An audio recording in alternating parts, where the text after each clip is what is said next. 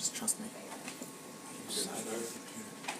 I'm Joe, and this is Nicole, and we'll show you the design for our paper bridge.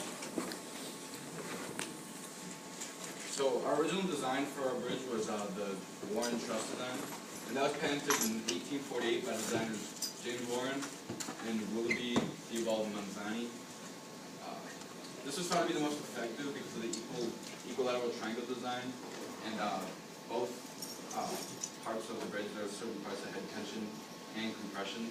So why we chose this design was because it had efficiency and the simplicity that went into the design.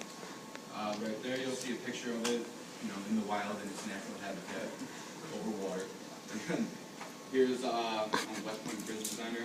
Over here, you'll see some of the data that went with it, and when we put it in there, it seems to hold pretty strong. And this is when we decided to change our design to fit what we started with. We started making our design, and we realized that the Warren bead had been hard to do. So we changed it so there was an X in the middle, and we did that on West Point. And we have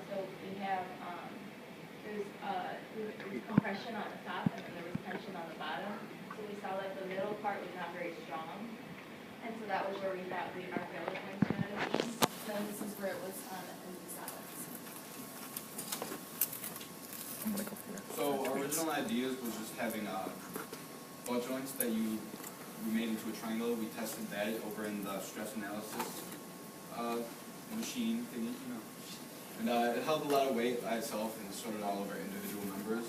We started working on techniques where you could connect joints or members going into joints from 3 different directions. So that helped to make the triangles for our bridge. And then over here, we just had original designs that showed just some slants, so kind of like the Warren, but it didn't work that well. So that's why we added the X to it later on. These are our 2 final trusses that we ended up making, and then we had to connect those together. So as you can see, we made that X, and Joe figured out that you can put toothpicks over here and then glue to hold them together, and that ended up making a very strong truss.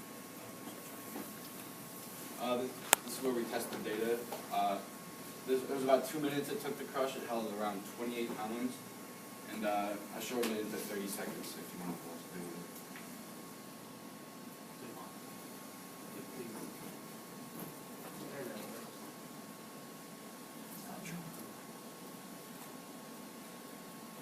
It doesn't really look like much. You'll kind of start to see the failure over here on that member, and it kind of just started to cave in that way. And after approximately 96 to 100 seconds is when it filled out, when it reached 100 pounds, or not 120. The quote was 100 pounds. And then right about there is when it started to cave in there. This is our final assembly. This is how our before. This is our before picture, and then that's our after. And so after, you can see that there was a break point right there. Started to indent kind of on that member there, also on this side. And that had to do with the support numbers that we used to connect the 2 together. And so this was before, and then we were having issues with the road bed as well. So that wasn't really a big deal.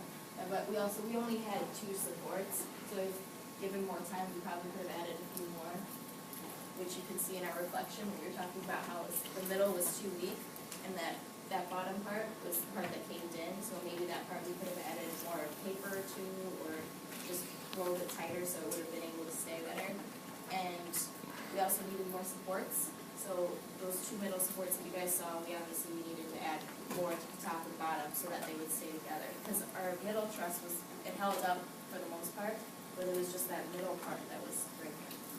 And not to mention we pulled the classic Project Lead the Way of waiting until the last week to try and get all of your pieces made and put it all together. So we just tried to figure out what we could do in the time that we put all of our effort into. And if we had put more of it in that beginning, who knows if it could